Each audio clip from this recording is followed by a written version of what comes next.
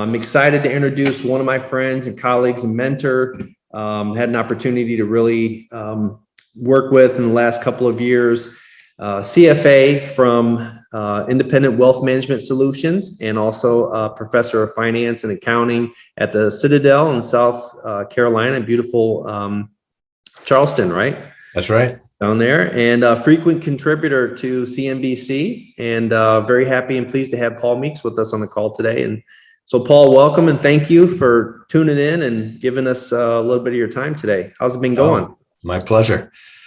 You know, when stocks are going up, I'm very popular, and when stocks are going down, I'm less popular. So I actually prefer the former than now. Absolutely, yeah. I know myself. Probably got just a few more gray hairs for sure since April when I last seen you out in the Peak Conference. So let's start there. I mean, as I was saying, you've been a frequent contributor on CNBC. You're more of a tech-ish. I know I've heard you say tech-ish investor. What do you think is one of the biggest contributors to this? I'm going to use the word tech wreck that we've been experiencing. Is it rising interest rates on long-term equities, or is it something a little bit more nefarious that we're not seeing?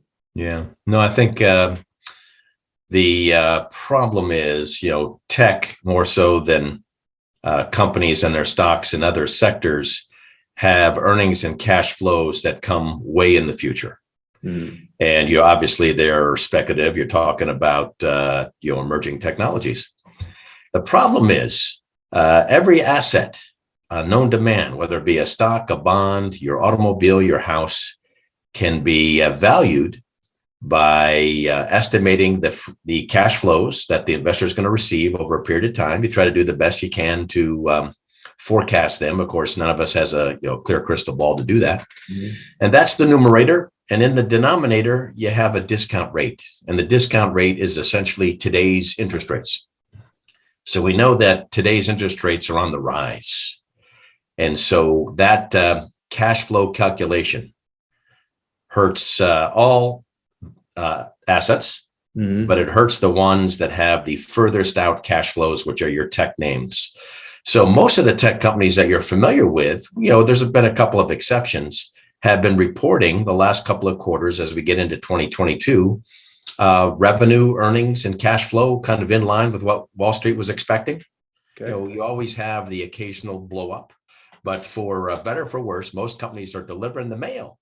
Problem is their valuations are getting crushed anyway, because that sector of the economy does the absolute worst in a rising interest rate environment. And that's what we're in. First of all, if you have your druthers and you don't have to be in tech, I wouldn't be, right? I think we're going to enter or have already entered a period that could last for some time where value type stocks do better than aggressive growth in tech stocks. Some of the tech stocks that were yesteryear's favorites, like everybody knows the acronym, the FANGs. Those are the marquee tech stocks of the last era. I think going forward, because interest rates have risen, we got to be so much more valuation sensitive. And all those stocks have come down a lot that I just mentioned, but they're still not necessarily cheap. And so what I do is not that I say never more owning the FANGs. I don't think that's right.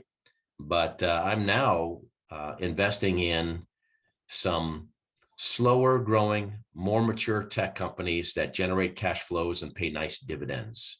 And you can hide in those names versus the expensive tech stocks as they continue to shrink in value as interest rates rise. One of the other concepts that intrigued me, you talked about not having to find the bottom, but knowing or being able to feel maximum pain.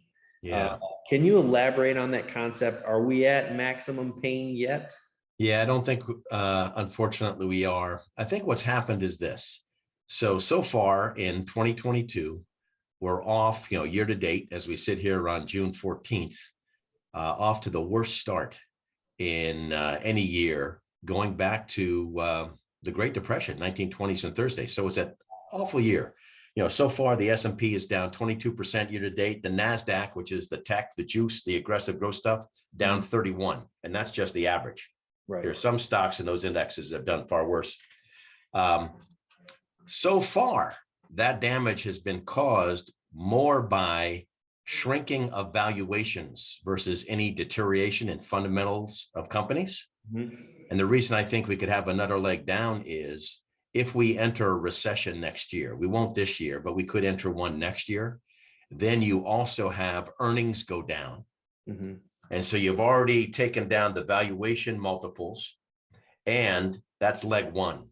Leg two is if we enter a recession, now we're putting lower earnings on those same new lower multiples. And that's our another leg down, which could take down the market down another 10, 15, 20%, I think.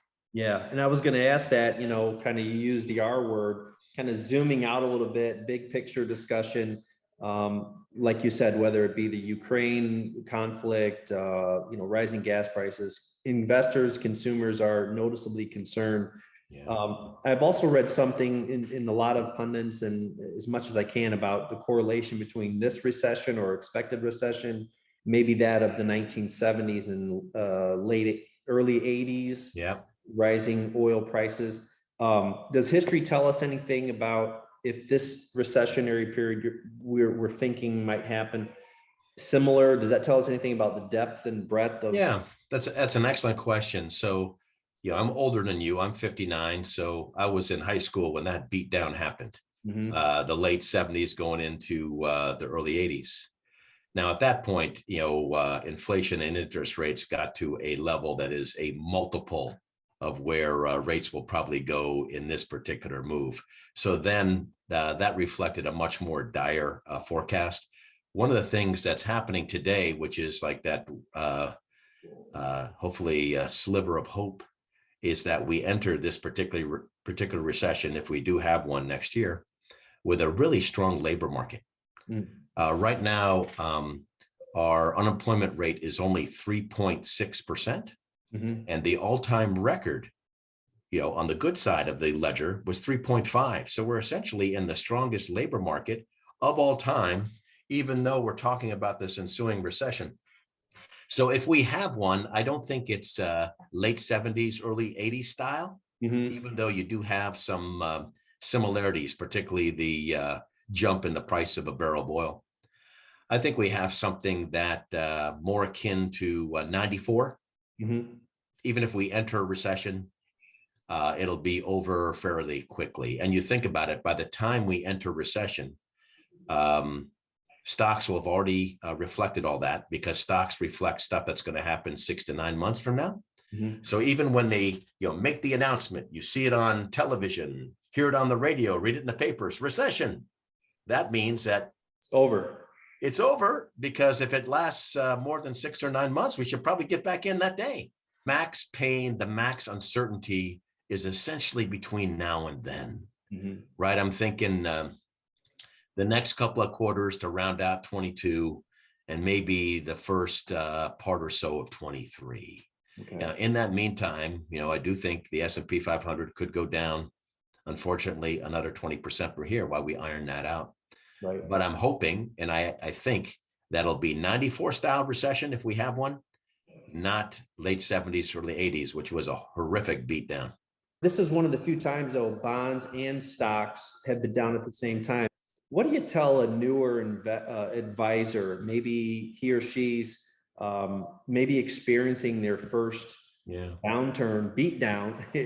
So what I would do is I'd say that I don't typically advocate timing the market, because what inevitably happens is, you may get out before the market deteriorates, but then you never get back in. Mhm. And then as the markets start to rise, you still don't get back in because you're waiting for the next dip, right? And how it gets away from you. However, I would tell a young advisor in this environment, particularly with some signs that are pointing towards recession next year, it's a good time to counsel clients, because they really need your counsel now. They don't need your counsel when stuff is going straight up, because interest rates are zero. Extra touch. Play it defensive, which means you don't have to go all in. I like, this style where you go in 3 or 4 or 5 different tranches. So hopefully you're lowering your cost basis as you go, and, build a portfolio even for a young person who claims to be very aggressive, right? Because they don't need their money for 60 years. I think even that person, we need to invest in stocks. They don't necessarily have to be old man dividend paying stocks, but we have to be very careful about valuation, because I think this focus on valuation, which we haven't had or haven't needed over the last decade or more, will be something that we will have and will need over the next decade or more.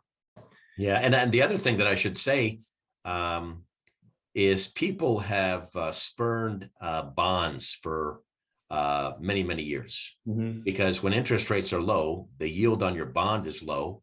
And so you don't make any dough. Right. Nobody likes interest rates rising, because when that happens, valuations fall because of that discounted cash flow math that I described. But we are getting pretty close with the yield today on the U.S.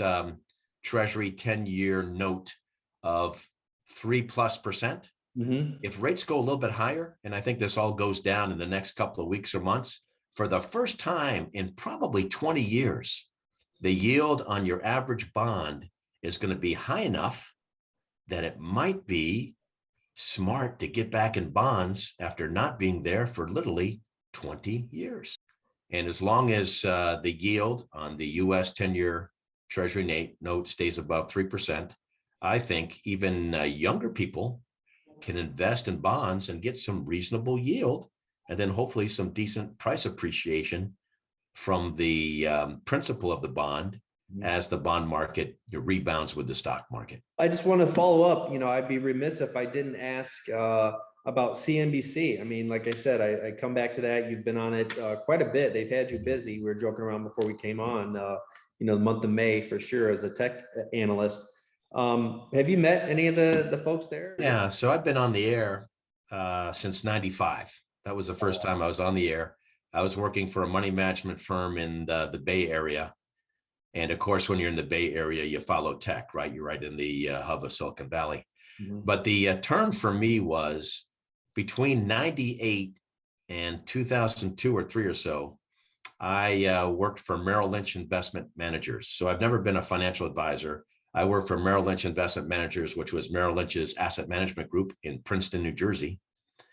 And when I was there, I managed 6 tech funds that grew to be $8 billion in total assets. Of course, we had the hurricane wind at our back because the internet bubble was inflating before it popped. So I will tell you this, this is when you were like a toddler or something.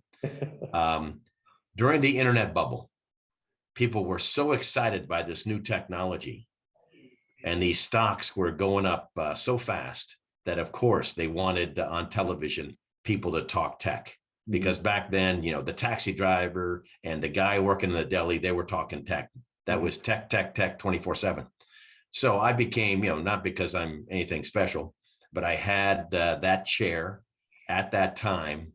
And so I was on TV sometimes 3-4 times a day. So what happened was, even though the internet bubble popped, and, that was the evil side of it, right? Everybody loves the glory. Nobody loves the, the beatings, but it happened. And what happened is I somehow stayed on their, contact list, because a lot of the investors from my era were never heard from again.